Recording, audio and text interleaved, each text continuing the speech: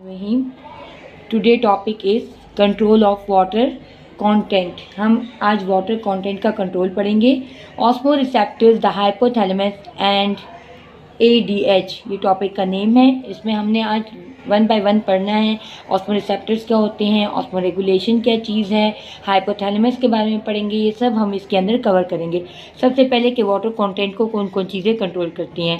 तो अगर हम ऑस्मो रिसेप्टर्स की बात करें, पहले ये दो टर्म्स आपको आनी चाहिए। ऑस्मो रिसेप्टर्स क्या है और ऑस्मो रेगुलेशन। तो ऑस्मो रिसेप्टर्स सुने, दीज आर द रिसेप्टर्स। ये ख़ास किस्म के कोई रिसेप्टर होंगे जो डिटेक्ट करेंगे कि कोई चेंज तो नहीं आया वाटर में, ब्लड में जो वाटर पड़ा हुआ है उसमें कोई चेंज तो नहीं आया। वो कौन डिटेक्ट करेगा? Osmo receptors. आया ब्लड में पानी ज़्यादा हो गया है, कम हो गया है, ये सब चीज़ें डिटेक्ट करने का काम ऑस्मो रिसेप्टर्स का है। और याद रखें, ऑस्मो रिसेप्टर्स होते किधर हैं? ये हाइपोथैलेमस में हैं। हाइपोथैलेमस किस चीज़ का बना हुआ है? न्यूरॉन्स का, नर्व्स का।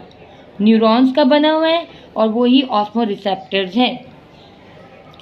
और रिसेप्टर्स डिटेक्ट करते हैं चेंज को, वाटर के लेवल को इन ब्लड। और दूसरा जो हमारे पास कॉन्सेप्ट है, ये हम आगे डिस्कस करेंगे, ऑस्मो रेगुलेशन। ऑस्मो रेगुलेशन का मतलब है वाटर लेवल को मेंटेन होना, वाटर या ऑयंस के लेवल का मेंटेन होना ब्लड और टिश्यू फ्लूइड के दरमियान। ब्लड को सराउंड कर रहे हैं टिश्यूज़। अगर ब्लड में पानी कम है तो टिश्यू ब्लड को देगा, अगर टिश्यू में पानी कम है तो ब्लड टिश्यूज़ को देगा, ताकि वाटर का लेवल मेंटेन हो जाए। इसको ऑस्मो रेगुलेशन कहते हैं। या अगर ब्लड में ऑयंस कम है तो टिश्यूज़ से ब्लड की तरफ आएंगे, और अगर टिश्यूज़ में ज़्यादा हैं तो ब्लड, टिश्यूज़ में कम है तो ब्लड से टिश्यूज़ की तरफ जाएंगे। मतलब हमने होम्योस्टैसिस करना है कि वाटर का लेवल भी मेंटेन हो दोनों में और ऑयंस का लेवल भी मेंटेन हो। इस वाटर एंड साल्ट बैलेंस को ही तो हम ऑस्मो रेगुलेशन कहते हैं, कि वाटर और साल्ट का बैलेंस हो in the blood and tissues. इन दोनों के दरमियान में, ब्लड और टिश्यू के दरमियान में वाटर और साल्ट बैलेंस अमाउंट में मौजूद हो। मतलब अगर यहाँ वाटर ज़्यादा है तो इसमें आयन भी हमारे पास वहाँ से आएंगे, टिश्यू से मेंटेन होगा। अगर टिश्यू में पानी कम है तो ब्लड इसको देगा, ताकि हमने लेवल नॉर्मल रखना है। ऑस्मो रेगुलेशन क्या होता है? Control the water level of blood body fluid. अब कौन कंट्रोल करेगा? हाइपोथैलेमस रीजन है आपके पास ब्रेन में। ये किसका बना हुआ है? न्यूरॉन्स का बना हुआ है हाइपोथैलेमस। आपके पास ये चीज़ें जो हैं ऑस्मो रेगुलेशन में काम करेंगी। Number 1 is hypothalamus. ये आपके पास न्यूरॉन्स का बना है। आप जानते हैं brain is made up of neurons और hypothalamus is made up of neurons. तो अब रीजन ऑफ ब्रेन है पिट्यूटरी ग्लैंड। आपको पता है कि ये मैंने डायग्राम में बताया भी है कि हाइपोथैलेमस के नीचे यहाँ पर पिट्यूटरी ग्लैंड पड़ा होता है।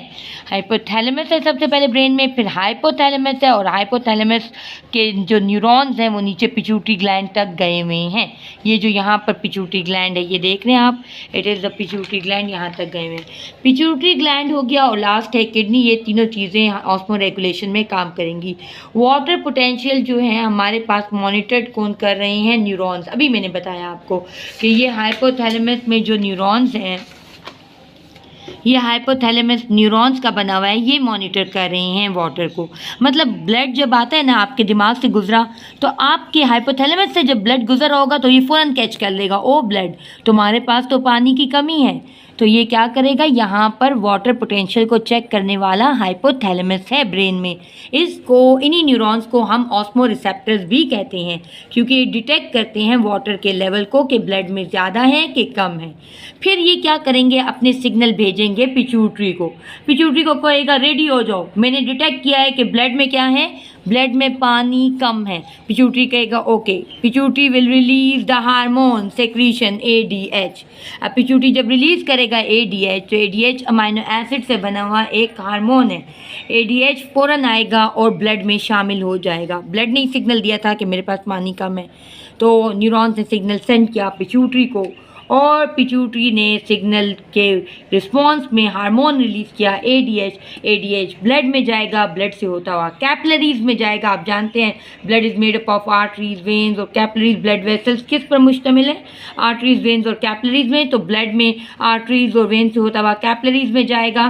कैपिलरीज में वहाँ पर बॉडी से क्या करेगा? किडनी को टच करेगा। ब्लड है ना, किडनी के पास जाएगा। कैपिलरीज आपने पढ़ी थी कि glomerulus is made up of kidney, glomerulus is made up of capillaries याद है आपको, न्यूरॉन, अभी हमने पिछला लेक्चर पढ़ा हुआ है कि भाई नेफ्रॉन का स्ट्रक्चर है, तो उसमें जो ग्लोमेरुलस का स्ट्रक्चर है वो कैपिलरीज का बना हुआ है, तो कैपिलरीज में जाएगा वही ब्लड, और वहाँ पर किडनी को कह रहा है reabsorb the water, kidney urine बनने मत दो बल्कि रीएब्जॉर्ब करो वाटर को और बॉडी में वापस भेजो।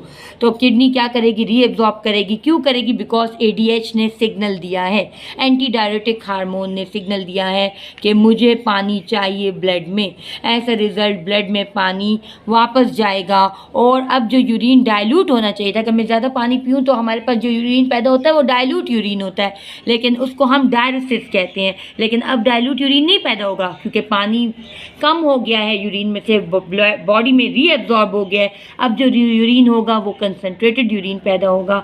This is the process through which we reabsorb the water from the kidney to the body, ताकि बॉडी में जो ब्लड है उसका जो वाटर लेवल है वो मेंटेन हो सके। तो आपको मेरी वीडियोस अच्छी लगी हो तो इनको सब्सक्राइब करें, लाइक करें और बेल आइकन को प्रेस करें। Thank you so much.